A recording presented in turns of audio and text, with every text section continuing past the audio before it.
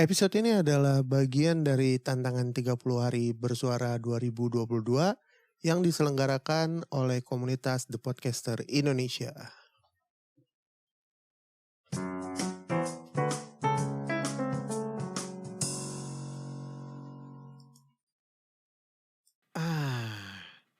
Episode ke-11. Saya mulai merasakan kelelahan ini. Tapi harus terus bertahan hingga tanggal 30 untuk 30 hari bersuara 2022.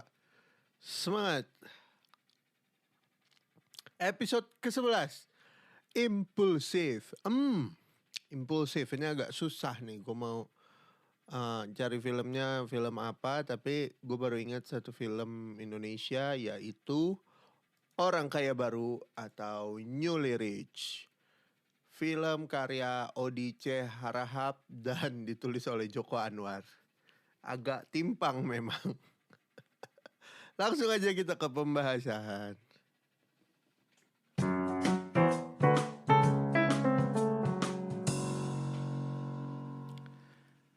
Nah, Newly Rich ini film tahun 2019.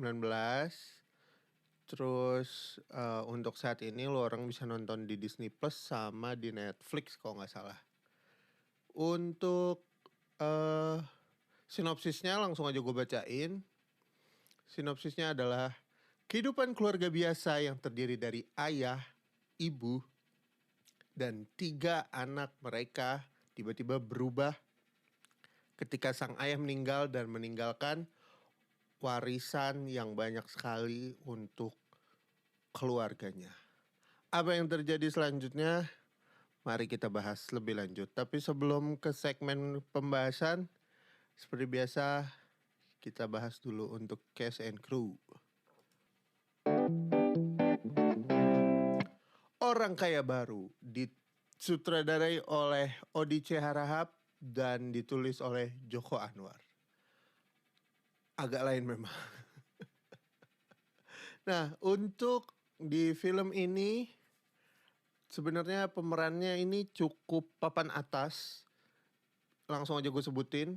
Pertama ada Cut Mini sebagai ibu, terus ada Lukman Sardi sebagai bapak, ada Ralinsyah sebagai Tika atau anak pertama, terus ada Derby Romero sebagai duta anak kedua, dan ada Fatih Unru sebagai Dodi. Ini untuk keluarga intinya. Terus pemeran utama dan pendukung lainnya ada Reval Hadi sebagai Banyu, pacarnya si Tika. Terus ada Milen Fernandes sebagai Risha, ada Melayu Niko sebagai Sasha, ada Jasmine Kusuma Carol sebagai Lala, ada Arvita Ludia sebagai Tiwi, terus ada Bintang Emon sebagai Ardi, temennya Duta, terus ada Sumaisi Jaitov Yanda sebagai Tanto, ada Pak Tarno juga, ini sebagai tukang es dogir, dan masih banyak lagi untuk nama-namanya. Terus mungkin gak pakai lama. Ini sebenarnya karena film Indonesia, jadi gue pengen cepet-cepet ngebahas aja dan juga ngejar tayang sih. Jadi langsung ke pembahasan. Nah, waktu itu gue nonton Orang Kaya Baru di bioskop ya. Cuman sayangnya gak terlalu rame. Meskipun waktu trailernya rilis itu cukup lumayan animonya. Jadi seperti yang disinopsis menceritakan orang atau keluarga yang diberikan warisan yang banyak oleh almarhum bapaknya. Jadi sepeninggalan bapaknya, tiba-tiba mereka punya banyak uang, puluhan miliar, dan seperti orang mendapatkan lotre, tentunya mereka sangat amat impulsif, seperti tema yang ada di tanggal 11 ini. Nah, keimpulsifan mereka itu random, bahkan cenderung aneh-aneh gitu ya. Mulai dari nyobain tempat makan mewah, terus tiba-tiba beli sepatu jutaan, terus beli mobil, habis itu mulai bergaya yang ya kelihatan lah kalau lu orang kayak baru gitu. Tiba-tiba serba baru, serba punya sesuatu yang kayak dulu belum bisa gue dapetin, sekarang gue mau balas dendam. Nah kayak gitu. Jadi kayak gitu kurang lebih ceritanya. Nah keimpulsifan para keluarga ini cukup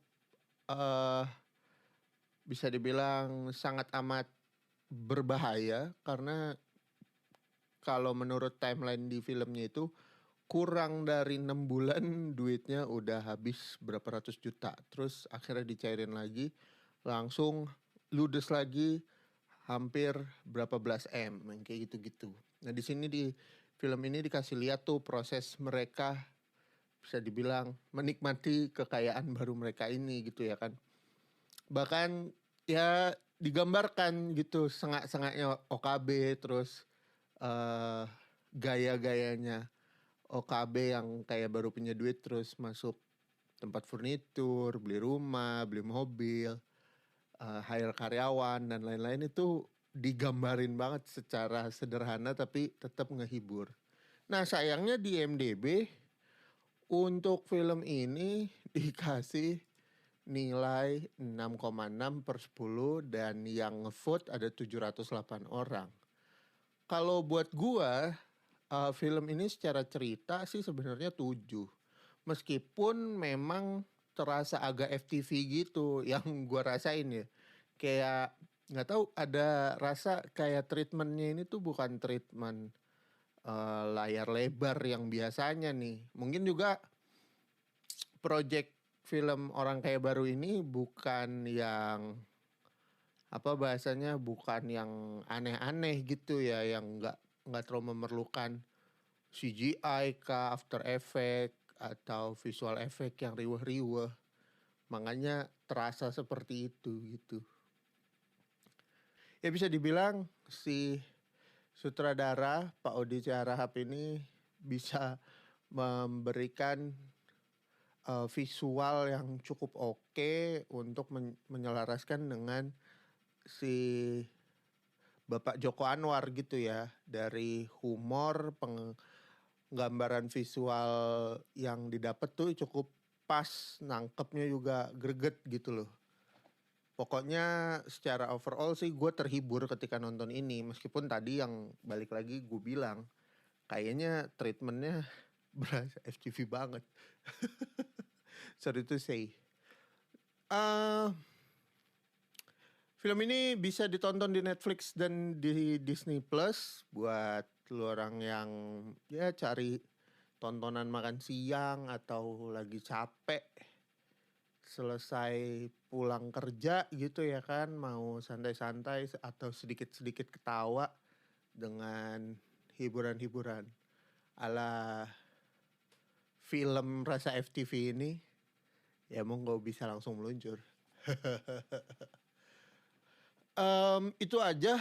Oh iya, kalau rating pribadi gue ini 7/10, karena gue ngerasa ya ciri khasnya Pak Odi Tjahrahap untuk film yang semi-semi humor gitu ya, semi-semi serius, itu masih kental banget ya, personal touch-nya cukup dapet gitu. Dan ya kekurangannya itu tadi terasa FTV banget sih dibanding film layar lebar. Oke, segitu aja untuk kali ini. Gue Irsal 56 pamit, sampai ketemu di episode selanjutnya. Ciao. Oke, thank you yang udah dengerin podcast Movie Corner Indonesia. Sampai ketemu lagi di episode selanjutnya. Follow gue di @irsan56, bisa langsung DM rekomendasi film ke situ. Terakhir, gue Irsan 56 pamit. Ciao.